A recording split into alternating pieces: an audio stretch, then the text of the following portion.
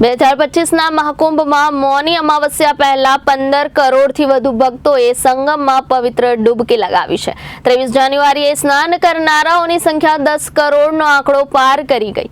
મૌની અમાવસ્યા પર 10 કરોડથી વધુ ભક્તો આવવાની અપેક્ષા છે, ત્યારે સમગ્ર મહાકુંભ દરમિયાન 45 કરોડથી વધુ ભક્તો સંગમમાં સ્નાન કરે તેવી અપેક્ષા છે। ગંગા, યમુના અને અદ્રશ્ય માતા સરસ્વતીના પવિત્ર સંગમ પર ભક્તિ અને શ્રદ્ધાથી ભરેલા સંતો અને ભક્તોનો અવિરત પ્રવાહ ચાલુ છે। શ્રદ્ધાનું આ મહાસંગમ દરરોજ નવા રેકોર્ડ બનાવી રહ્યું છે।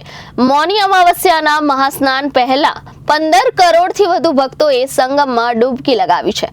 અમૃત સ્નાન પહેલા 2 દિવસમાં રવિવાર અને સોમવાર 3.3 કરોડથી વધુ લોકોએ ત્રિવેણીમાં પવિત્ર ડૂબકી લગાવી। રવિવારે 1.74 કરોડ ભક્તોએ સંગમમાં સ્નાન કર્યું હતું, જ્યારે સોમવારે રાત્રે 8 વાગ્યા સુધીમાં 1.55 કરોડ ભક્તોએ સ્નાન કર્યું હતું। આ સાથે મહાકુંભમાં સ્નાન કરનારાઓની કુલ સંખ્યા અત્યાર સુધીમાં 15 કરોડથી વધુ થઈ ગઈ છે। પ્રજાસત્તાક દિવસે પહેલીવાર આટલી મોટી સંખ્યામાં શ્રદ્ધાળુઓએ સ્નાન કર્યું છે।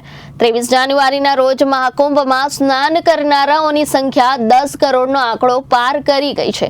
ઉત્તર પ્રદેશની યોગી સરકારનો અંદાજ છે કે મૌની અમાવસ્યા પર 10 કરોડથી વધુ ભક્તો અમૃત સ્નાન માટે આવી શકે છે। સમગ્ર મહાકુંભ દરમિયાન 45 કરોડથી વધુ ભક્તો સંગમમાં સ્નાન કરશે। દરરોજ દેશ અને દુનિયાભરમાંથી લાખો ભક્તો ત્રિવેણીમાં પવિત્ર ડૂબકી લગાવવા માટે પવિત્ર શહેર પ્રયાગરાજ પહોંચી રહ્યા છે।